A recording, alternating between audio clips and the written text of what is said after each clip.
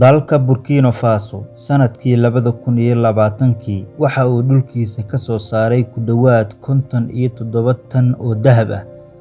Marka loo eego qiimaha suuqyada ee maanta, dahabkaasi waxa uu ku fadhiyaa dakhli ka badan 5 bilyan oo doolarka Mareykanka ah.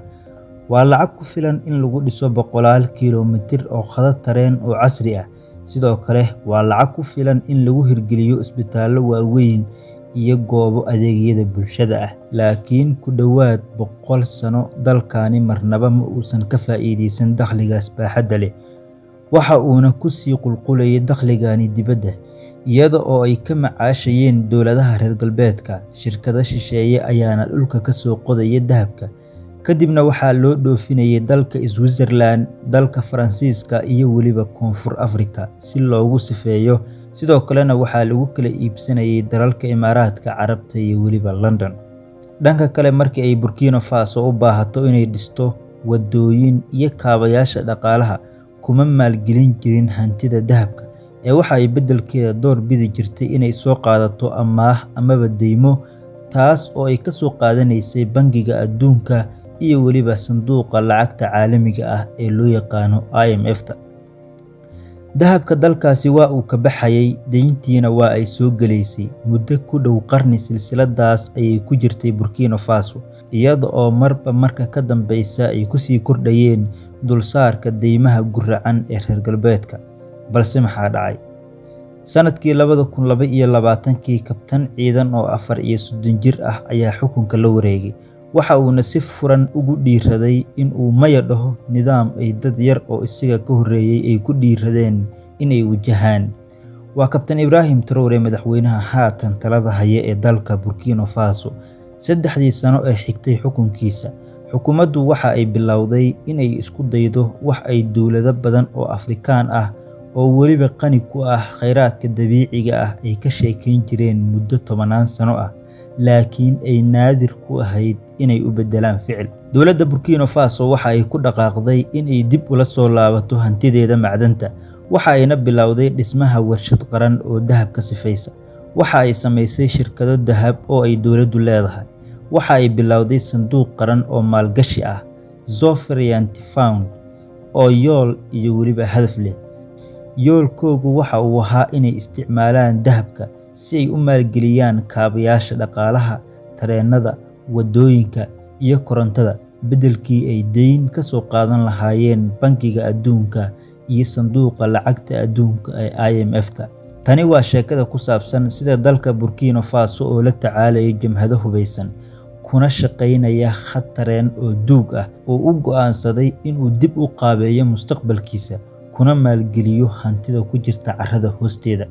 Ka hor sheekada daawade, ha iloobin inaad nagu soo biirto oo aad muuqaalka like saarto. Dal ku fadhiya balaayiin dollar oo dahab ah ayaa hadda go'aansaday inuu joojiyo iibinta dahabkiisa habkii hore ee uu u iibin jiray, beddelkeedana uu isticmaalo in uu ku dhiso mustaqbalkiisa. Waa kuwan wax dhacaya iyo sababta ay muhiimka u tahay inaynu wax badan ka ogaano. Sanadkii 2023, dalka Burkina Faso oo ah dal aan bad lahayn sidoo kalena ku yaala galbeedka Afrika, waxa uu dhulka ka soo saaray ku dhawaad 57 tan oo dahab ah.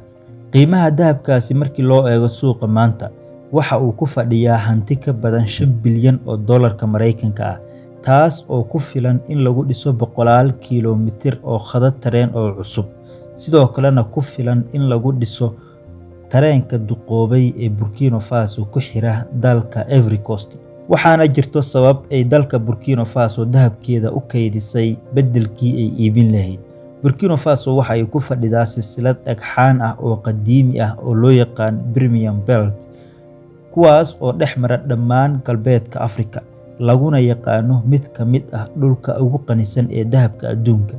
Waa sababta sanadkii 2023 ay Burkina Faso u noqotay dalka afaraad ee ugu dahabka badan qaaradda Afrika. Dahabku waxa uu ka kooban yahay qiyaastii 80% wax kasta oo dalka dibaddiisa lagu iibiyo, taas oo ka dhigaysa hal shay oo adag in la sharaxo.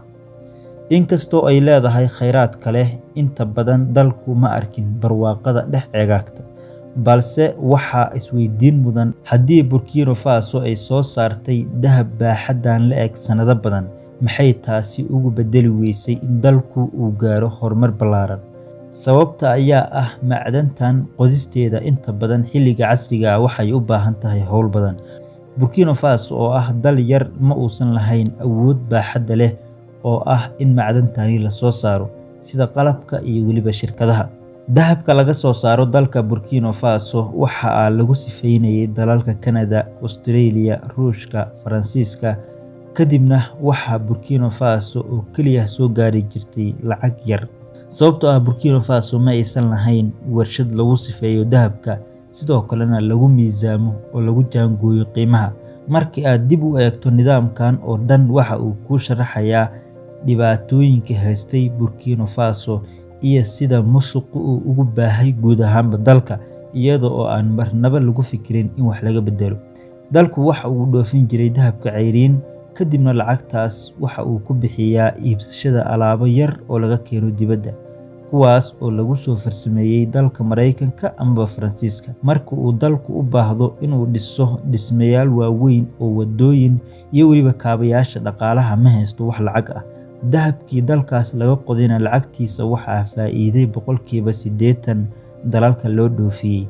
Waxa uuna ku qasbanaa inuu amaah amaba deymo ka soo qaato sanduuqa caalamiga ee IMF-ta oo ah hay'ad fadhigeedu yahay dalka Mareykanka magaalada Washington, taas oo lacagaha degdega ah siisa dalalka dhaqaale ahaan u dhibaataysan, iyada oo taa beddelkeedana dul saarto deymo ballaaran, sidoo kalena saameyn ku yeelato gudaha dalkaas oo ah lacagtii ay ku bixisay canshuur ahaan sida loo qaado iyo sida lacagtaas loo qarash gareeyo.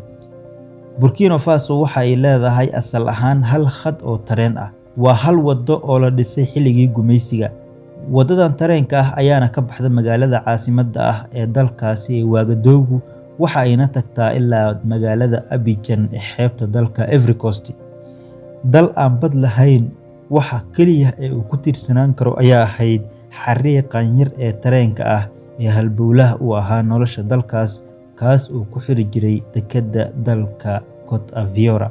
Marka la gaaray sanadkii 2020, inta badan khadadkaasi waxa uu ahaa mid duugoobay, dahabkiina waxa uu ahaa mid sii daciifaya, deyntiina waxa ay soo gelaysay gudaha dalka. Hal khad oo tareen oo gaboobay ayaana ku xirnaa badda. Sidaas ayuuna u dhisnaa nidaamka Burkina Faso. Sidoo kale dalkani waxa uu soo maray 10 sano oo maamuladii isaga dambeeyay aysan marnaba ku fikirin in sidaani wax laga bedelo. Markii uu kabtanka ciidanka ah ee Burkina Faso ka taliyay ee Kabtan Ibrahim Traoré uu xilka la wareegay, waxa uu eegay umuuraha ku gadaaman gudaha dalka oo dhan. Waxa uuna go'aansaday in dahabka dalka uu u haro, isla markaana aan marnaba dib loogu dhoofin karin banaanka. Kabtan Ibrahim Traoré waxa uu awoodda kula wareegay inqilaabkii labaad ee Burkina Faso dhexdeeda ka dhaco muddo sanad gudaheeda. Waxa uuna ahaa 34 jir xilligii uu la wareegayay xukunka. Waxa uu qaabeeyay la wareegidda xukunka sidii xorriyaddii labaad, iyada oo dadku aad ay u soo dhaweeyeen, sidoo kalena ay u riyaaqeen hab maamulkiisa. Talaabadii ugu horeysay ee madaxweynahan uu qaado waxay ahayd xeer cusub oo macdan ah oo la keenay sanadkii 2024. Waxa uuna dib u qoray xeerkii sida ay raaci doonto dowladda iyo weliba habraaca loo sameyn doono maamulka cusub, saami weyn oo dowladdu ku leedahay mashaariicda cusub, iyo weliba shuruudo cusub oo ka dhan ah sida loo isticmaali doono dahabka, shirkadaha maxalliga ah iyo bixiyaasha maxalliga ah. Meel kasta oo ay suurtagal ka tahayna waa inay isticmaalaan amaba dahabka ay ka shaqeeyaan shirkadaha dalka laga leeyahay oo kaliya. Fariinta ku socotay shirkadaha shisheeye waxay ahayd mid cad oo ay tahay inay isaga baxaan dalka. Talaabadii labaad ee madaxweyne Traoré uu qaaday waxay ahayd mid hay-adeed. Sanadkii 2023, dowladdu waxa ay abuurtay Sobam oo ah shirkad cusub oo macdan ah oo dowladdu leedahay, taas oo loogu talagalay inay hayso saamiyada goobaha magaca dowladda Burkina Faso. Kadibna waxa ay u dhaqaaqday inay iibsato dhammaan hantida ay shirkadaha shisheeye ku lahaayeen dalka, iyada oo la wareegtay sidoo kalena xakamaysay meelihii amaba goobihii ay dahabka ka qodi jireen shirkadaha shisheeye. Sanadkii 2025, geedi socodku waxa uu ahaa mid dhammaystiran. 5tii goobood ee dahabka ayaana laga soo saaray gacmaha shisheeye waxaana loo wareejiyey Sobeym. Dhammaadkii sanadkaas 6 ka mid ah 15kii goobood ee dahabka ee warshadaha Burkina Faso waxaa inta badan iska lahaa muwaadiniin u dhashay dalka Burkina Faso. 3 ka mid ah waxaa si toos ah u maamulayay dowladda. Sanadkii 2023 waxaa la dhisay dhagax dhigga warshadii ugu horeysay ee sifaynta dahabka ee qaranka Burkina Faso. Sidoo kale waxaa lala dhisay shirkad maxalli ah oo la yiraahdo Meranin Gold loona qaabeeyay inay farsamayso 150 tan oo dahab ah sanadkii. Sababtu waxay ahayd mid aad u fudud. Haddii dalku dahabka uu soo saari karo, dalka maxaa u diiday inuu isagu miisaamo, sidoo kalena tijaabiyo, sifeeyo oo uu isagu iskiisa u iibsado? Maxay tahay sababta loogu oggolaanayo in tallaabooyinka ugu qiimaha badan ee dahabka ay ka dhacaan dalal kale? Intaas waxaa dheereed, dowladda Burkina Faso waxa ay samaysay wax aanan Burkina Faso meertada taariikhda weligeed aysan samaynin. Waxa ay bilowday dhisidda kaydka dahabka ee qaranka iyada oo haysatay saamiga birta ah halkii ay ka iibin lahayd gram kasta. Natiijadu waxa ay si degdeg ah ugu muuqatay xisaabaad isbeddel ah iyo dakhli toos ah oo soo gelaya dalka. Isla sanadkaas gudihiisa macdantu waxa ay kor u kacday qiyaastii 930 milyan oo dollar sanadkii 2023 ilaa 1.24 bilyan oo dollarka Mareykanka ah sanadkii 2025. Sanadkii 2025 dowladdu waxay isticmaashay dakhligaasi sii kordhaya inay ku bixiso qiyaastii 2.1 bilyan oo deyn ah oo looga lahaa dalka dibaddiisa, taas oo u dhow 4 meelood meel. Taasina waxa ay ka dhalatay in dowladdu ay awood u yeelato hirgelinta mashaariicda adeegga bulshada ah sida wadooyin, tareeno, nidaamyo tamar ah iyo kaabayaasha kale ee muhiimka u ah bulshada. Dhanka kale, Burkina Faso waxa ay dib u qaabaysay saaxiibadeeda caalamiga ah markii ay xiriirka u jartay wadamada reer galbeedka, sidoo kalena ciidamada Faransiisku ay isaga baxeen gudaha dalkaasi.